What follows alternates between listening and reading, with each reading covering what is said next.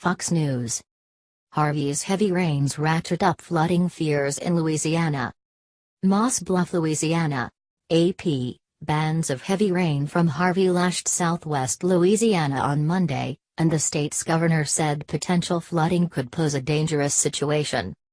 Governor John Bel Edwards told reporters he expects the potential for flood damage to increase as the rain continued to pummel the area. "We do have a long way to go with this particular storm," he said.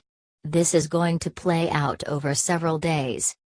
The state hadn't yet received any reports of flood-damaged homes, but there were already some impassable roads in southwest Louisiana, Edwards said. "I have a hard time believing you have as many streets closed as we do without having some damage out there," Edwards said. Floodwaters covered roads and crept toward homes in Brenda Bradley's neighborhood in Moss Bluff, a Lake Charles suburb in Calcasieu Parish.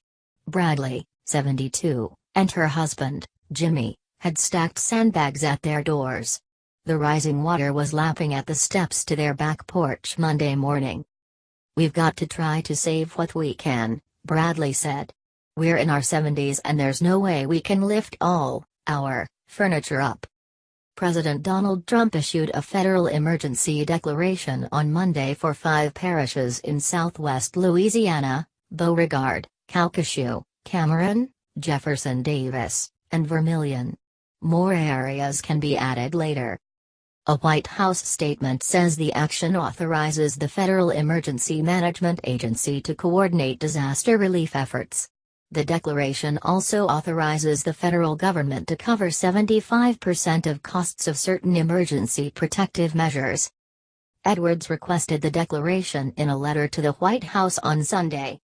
Significant life-saving efforts such as search and rescue, transportation to shelters, logistical support, and shelter operations will be particularly needed in parts of southwest Louisiana and can be supported by the federal government with an emergency declaration, the governor wrote.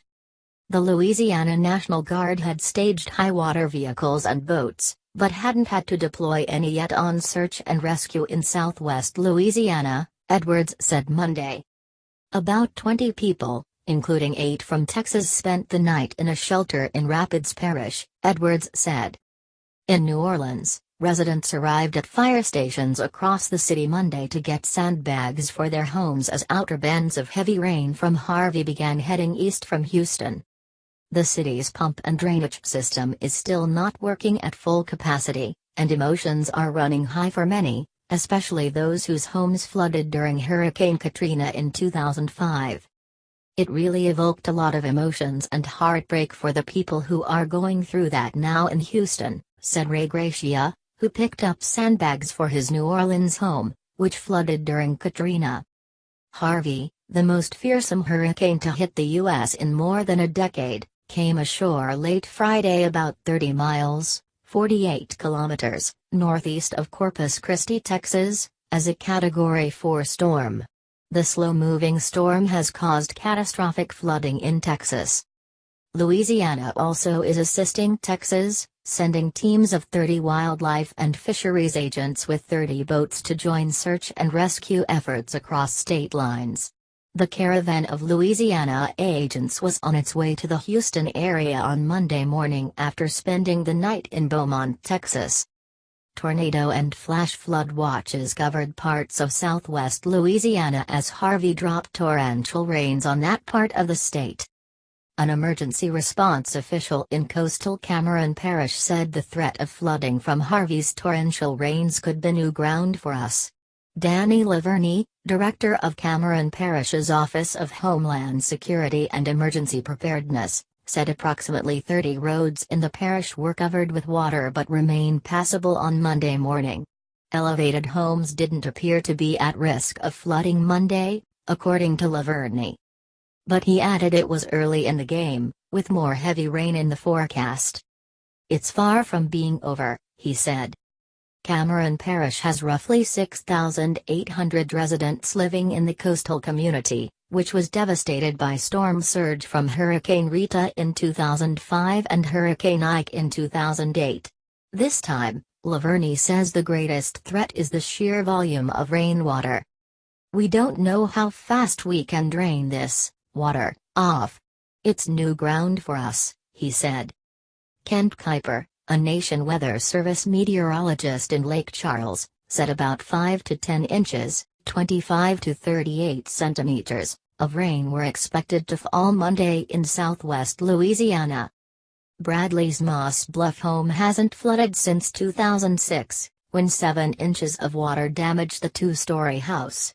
But she has had other close calls. Flooding from a storm in May damaged her 86-year-old next-door neighbor's home. Now she's out of her home again and praying it doesn't flood again, Bradley said. Gracia said his New Orleans home only got about a foot of water during Katrina, but the bigger problem was mold. He said it was weeks before the city allowed residents to return, and by then mold had consumed the entire first floor of his two-story house. Having been through Katrina, Gracia has some advice for Texas flood victims.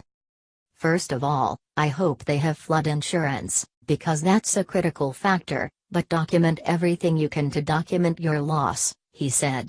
Take photos. Get in there as quickly as you can and air out the place. It will help with the mold situation or avoid mold. Kunzelman reported from Baton Rouge, Louisiana. Stacy Plaisance contributed from New Orleans.